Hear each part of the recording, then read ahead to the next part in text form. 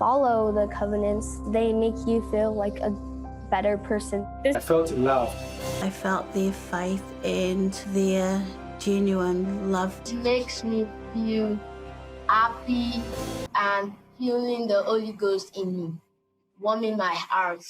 Feel like Feeling the Travis Wayne Goodsell. I was winding down for bed and realized the sharing the gospel thing already occurred today. The first attempt to download, network failure.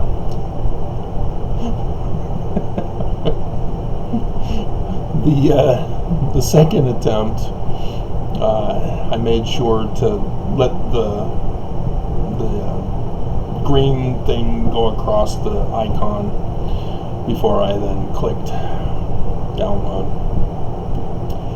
And one thing that I told you about, I warned you. Did anybody pay attention to my video and then apply it with this video? This worldwide broadcast? Who did it? Did you? Because the first 2 minutes before they got into the actual broadcast with the Relief Society president, I think she's the Relief Society president. She's a president. Could be the primary. I wasn't paying too much attention.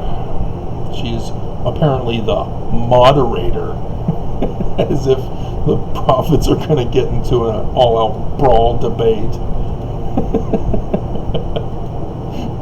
You know it's all scripted, so there's no need for a moderator. Yeah, I'm not seeing where she... whatever. Whoever she is.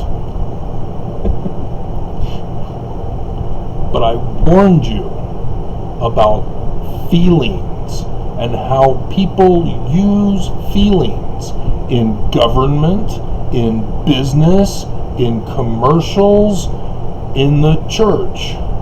Feelings, feelings, feelings, feelings. They repeat it over and over and over again. Feelings. I feel. This is how I feel. Do you feel? Over and over. That's a brainwashing trigger trap. That repetitive use of a single word. And notice that in sharing the gospel, the church has made it a systemic pattern of recruiting. Love, share, invite is their theme here. Where's retention? The church sucks at retention. 13 million gone. Didn't retain them.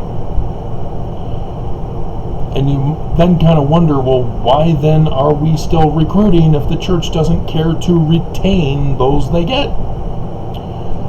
But if you also noticed, the majority of the initial people in the 2 minutes were all mostly non-white. I'd have to check again. But non-white. The church has given up on the whites and are now trying to con those of color around the world. That's what they're doing. I warned you about this. The church is purposely exterminating those of us in Utah to find brainwashable people from around the world.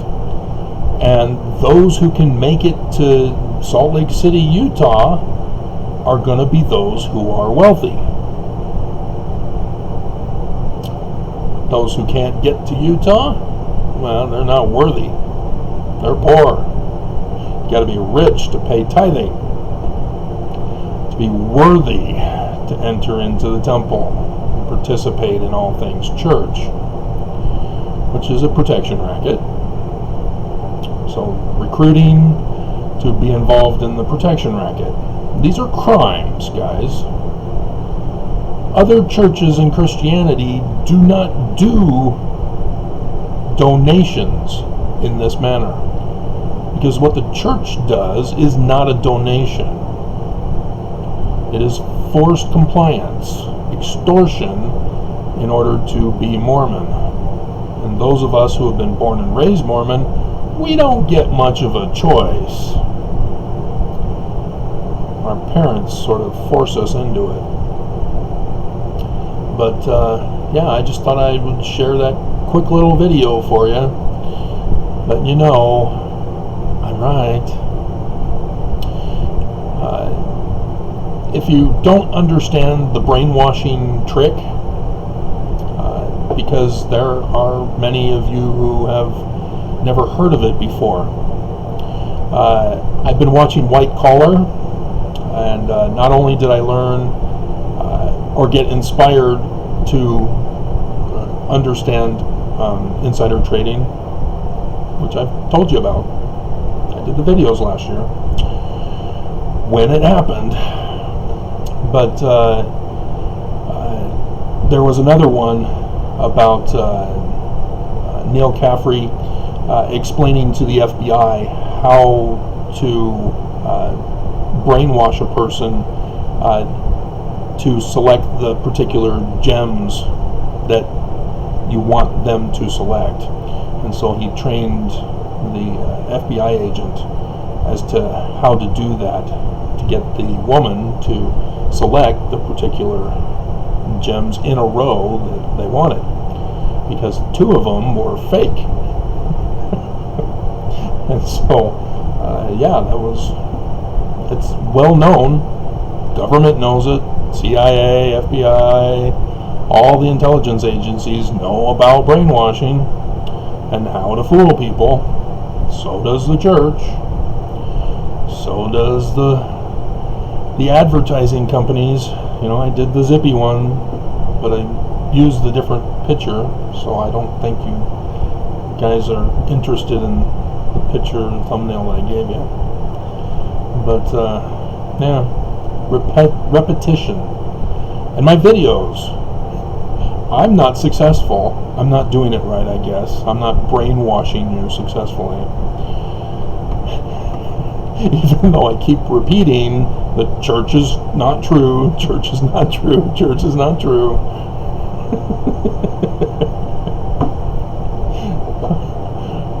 I must be trying to be honest with you instead. Go figure. So, have a good night. Remember, when somebody tells you to feel a certain way, they're trying to con you. You want to be. And when you are, then the feelings you then have at that point are more enduring. Because if you feel without being, it's a temporary sensation, which is why you have to constantly be brainwashed. That's why you have to keep going to church, is to feel the Spirit. You have to keep reading your scriptures to feel the Spirit. Keep praying to feel the Spirit. Keep going to the temple to feel the Spirit. Keep watching their broadcasts and conference to feel the Spirit. You see the pattern? They're trying to addict you to the church. And people argue that Karl Marx did not talk about that when he said religion is the opiate of the masses. He was, but he said it was a good thing. No. What Karl Marx was talking about was the bad way to use it. Evil people love this tactic because you can control the masses. I'm trying to break you out of the brainwashing. I'm not very successful, am I? So, yeah. You want to be safe, not feel safe. Because when you are safe, then the correct feelings will follow.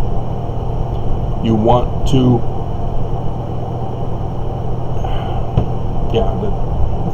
you want to be at peace, not feel peace.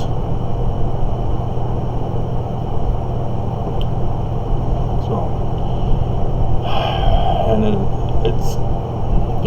don't fall for it.